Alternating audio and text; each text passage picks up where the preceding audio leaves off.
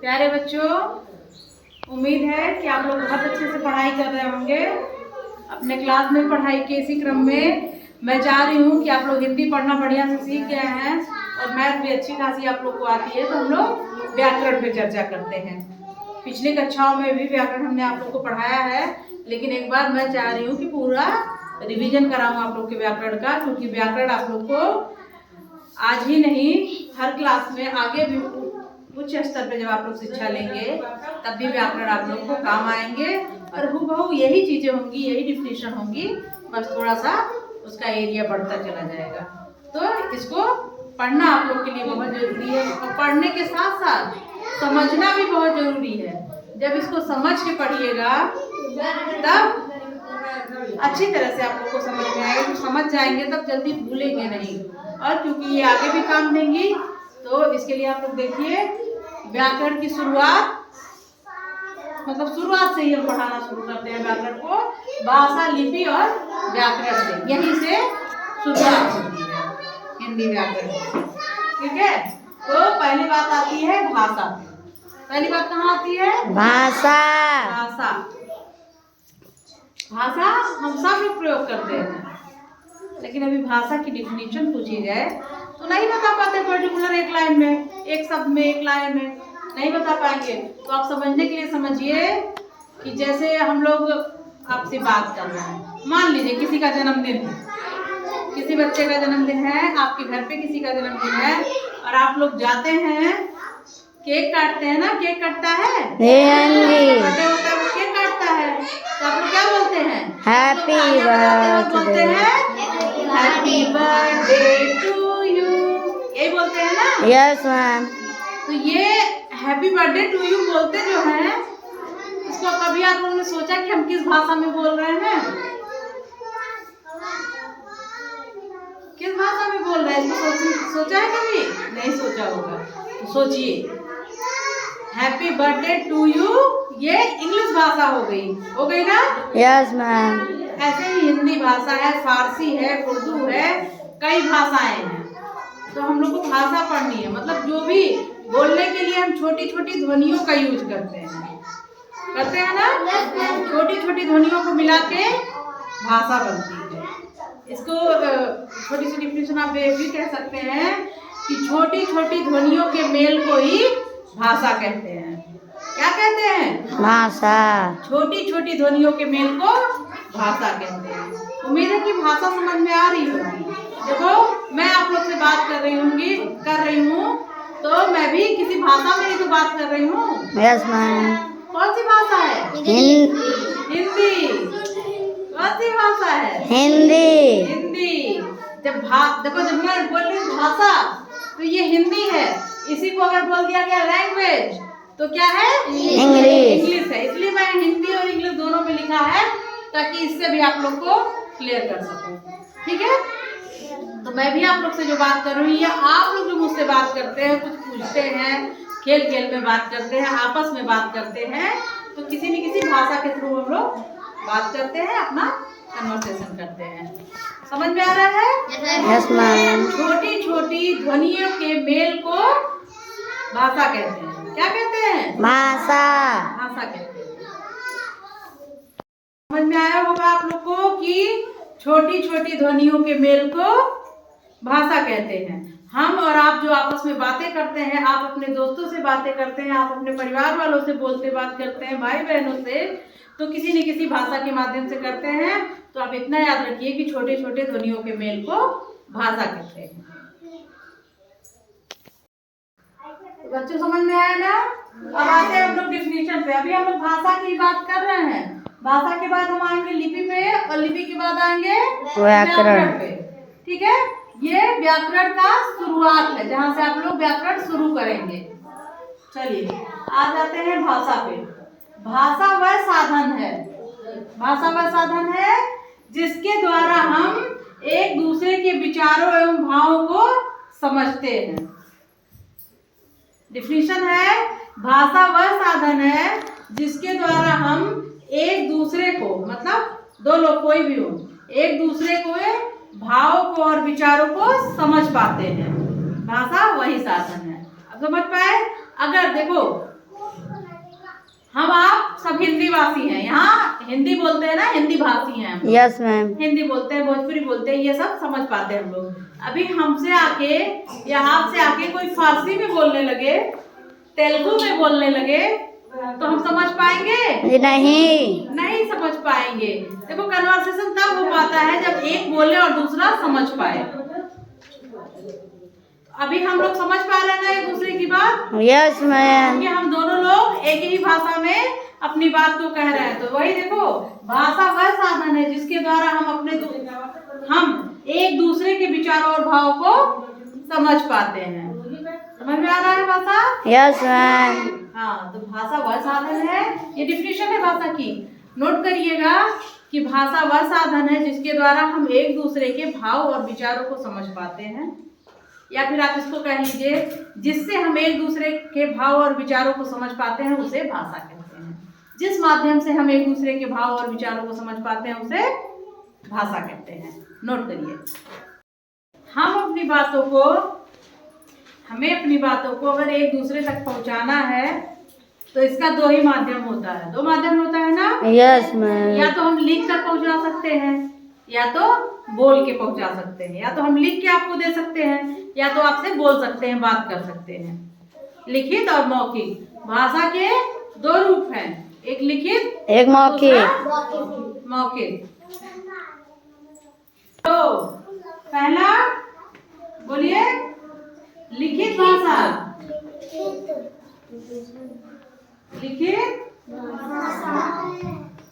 भाषा लिखिए या फिर लिखित ही लिख दीजिए। दूसरा मौखिक भाषा। मौखिक। इन्हीं दो माध्यम से हम लोग अपनी बातों को पहुंचाते हैं ना? Yes ma'am. पहला लिखित और दूसरा मौखिक। लेकिन एक चीज आप लोग भूल रहे हो, भाषा सांकेतिक भी हो सकती है। सांकेतिक भाषा भी हो सकती है ना? सांकेतिक भाषा मतलब हम इशारों से भी बात करते हैं। कभी किया किसी से इशारों से बात करते हैं भैया? जैसे आने को ऐसे बुला देते हैं, आ जाओ, हाँ, ये जाओ, ये भी एक तरह का इशारा है, सांकेतिक भाषा है। हाँ, और आप लोग को शायद पता हो या ना पता हो, जो बच्चे सुन नहीं पाते और बोल नहीं पाते हैं, दो ही भाषा तो ही, लिखित और लिखित के लिए तो हाथ से लिखिए। लेकिन जो बच्चे सुन नहीं पाते और बोल नहीं पाते, वो बच्चे सांकेतिक भाषा का प्रयोग करते हैं। कौन सी भाषा का? सांकेतिक भाषा मतलब साइन लैंग्वेज। किसका प्रयोग करते हैं? सांकेतिक भाषा, साइन लैंग्वेज का प्रयोग करते हैं। अब चलिए हम बात करते हैं लिखित भाषा पे और मौखिक पे। किस पे बात करेंगे? भाषा के दो रूप पे।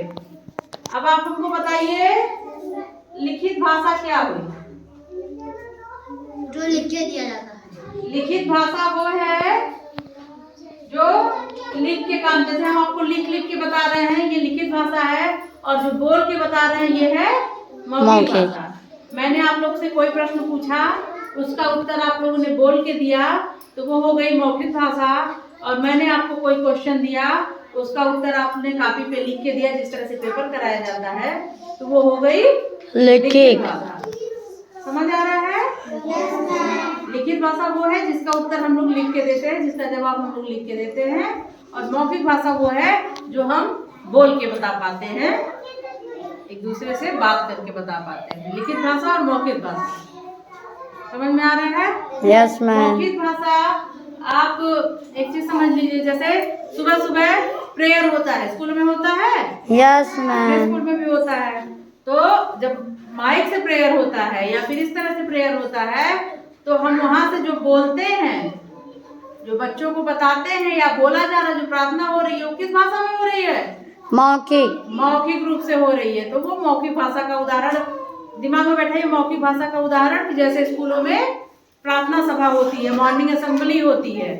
और लिखित भाषा जैसे आपके स्कूलों में परीक्षाएं होती हैं, रिटन एग्जाम होते हैं, वो लिखित भाषा है। दिमाग में बैठाने के लिए ये चीजें याद रखिए।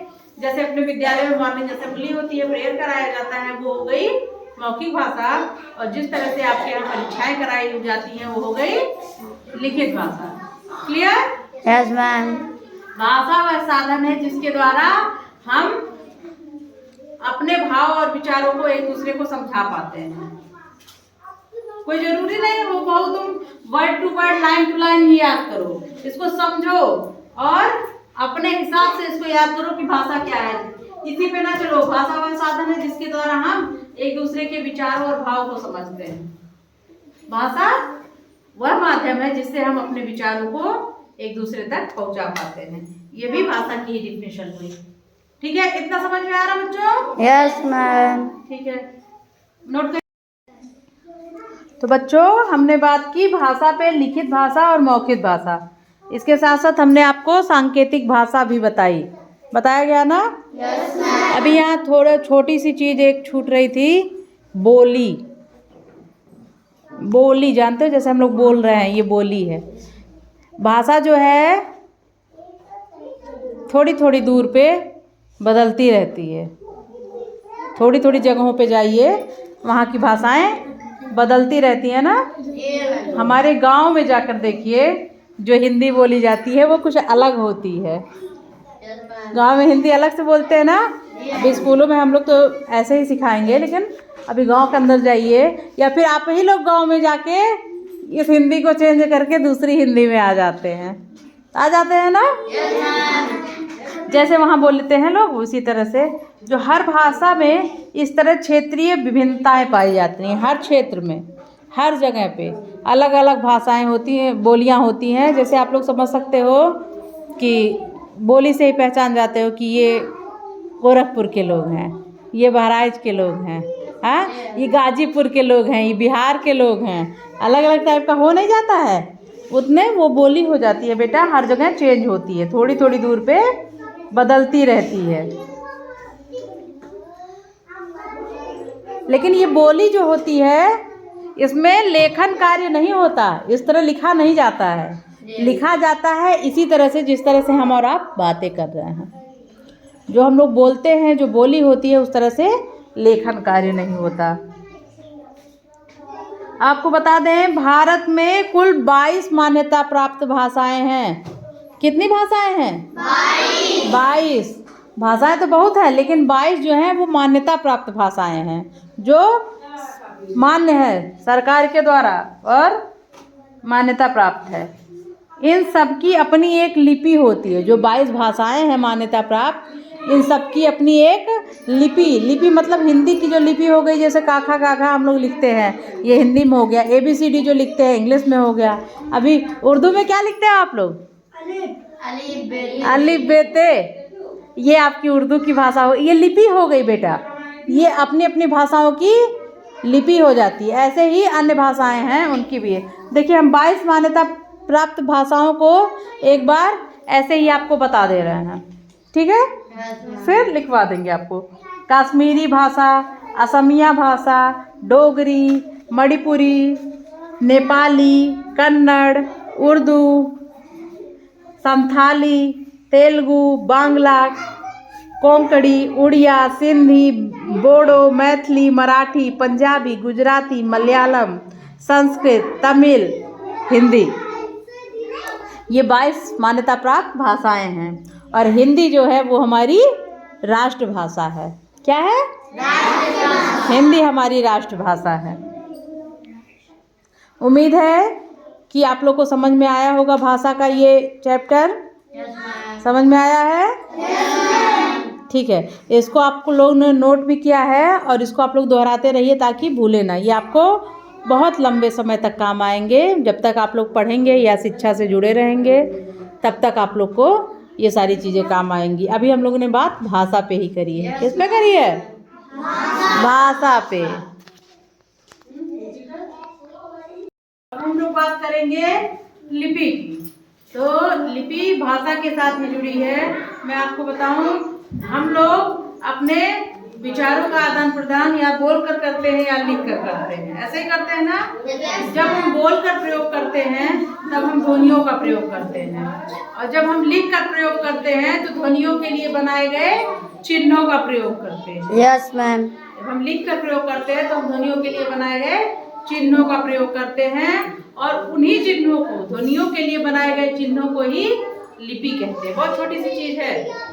ध्वनियों के लिए बनाए गए चिन्हों को ही लिपि कहते हैं। देख सकते हैं आप, मौखिक ध्वनियों के लिए बनाए गए चिन्हों को ही लिपि कहते हैं। जब हम लिख कर प्रयोग करते हैं तब ध्वनि का प्रयोग, सॉरी, जब आप बोल कर प्रयोग करते हैं तब ध्वनि का प्रयोग करते हैं, और जब हम लिख कर करते हैं तो ध्वनि के लिए बनाए गए चिन्हों का प्रयोग करते हैं। इसको मैं आप लोग को समझाती हूँ। बताना हुआ मौखिक भाषा, तो हम बताएंगे मेरा नाम, जैसे मुझे बताना हुआ तो मैं बताऊंगी मेरा नाम प्रियंका शुक्ला है, तो ये मौखिक भाषा हुई, मैं बोल के बता रही हूँ। Yes, ma'am. बता रही हूँ ना। और जब मैं लिख के बताऊंगी तब लिखूंगी मेरा नाम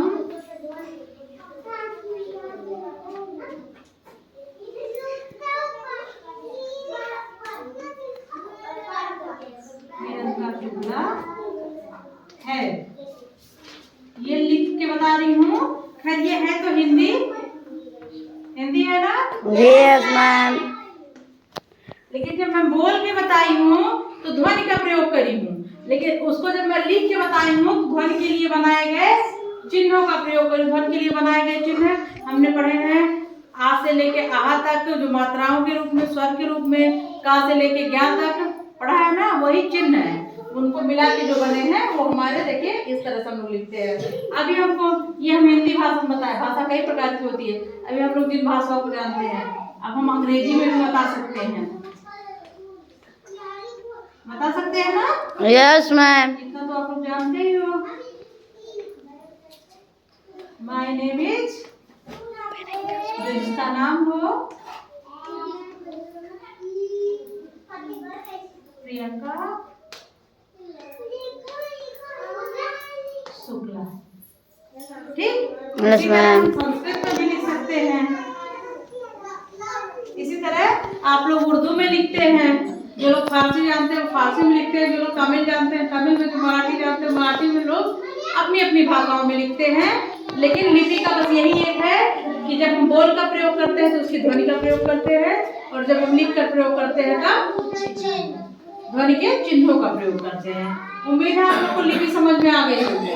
Yes, ma'am. बेटा, लिपि मतलब जो लिखा जाता है, लिपि मतलब जिससे हम अपनी बातों को लिखते हैं, अपनी चीजों को जिससे लिखते हैं वही लिपि है।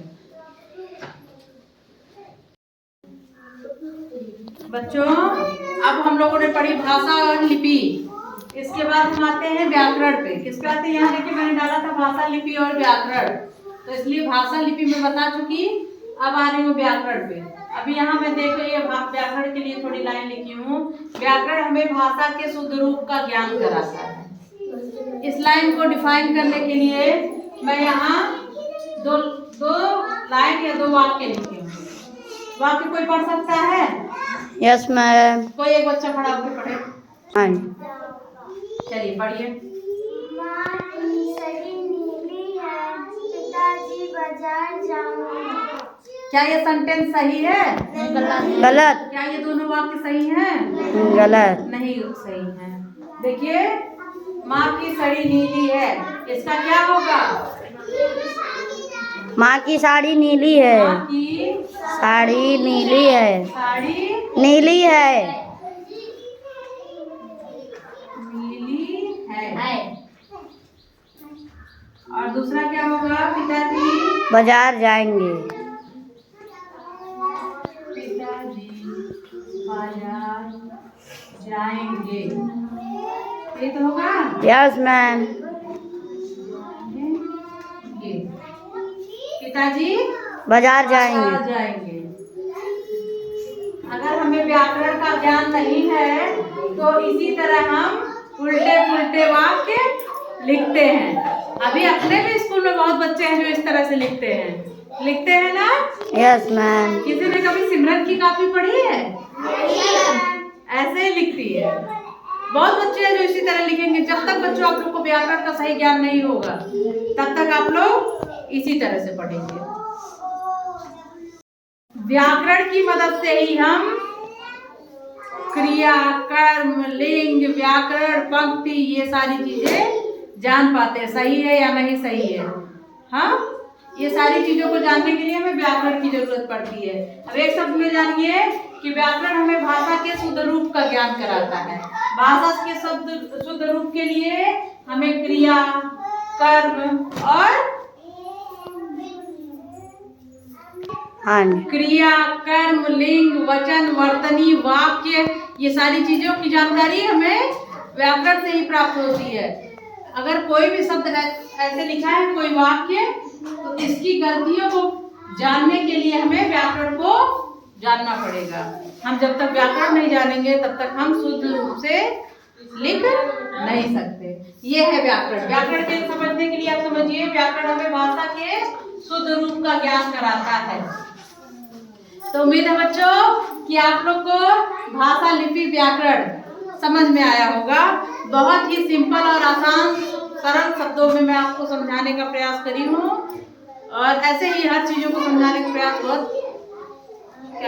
बहुत सरल भाषा में आप लोग को समझाने का प्रयास करती हूँ। और उम्मीद ये रहता है कि आप लोग उसको समझेंगे और अपने याद करेंगे, ग्रहण करेंगे, जो आप लोग को लंबे समय तक काम आएगा। और जब समझ के आप याद करेंगे, पढ़ के याद करना अलग होगा, जब आप समझ के याद करेंगे तो वो चीज़ें भूलेंगी नहीं, वो चीज़ें आप लोग को याद रहेंगी और आगे भी आप लोग के काम आएंगी। आप लोगों ने बहुत अच्छे से पढ़ा और बहुत अच्छे से सुना। ऐसे ही मेहनत करते रहिए, पढ़ते रहिए और नित नवीन ऊंचाइयों को छूते रहिए, सफलता हासिल करते रहिए। बिना पढ़ाई कुछ संभव नहीं है। ठीक है? Yes ma'am.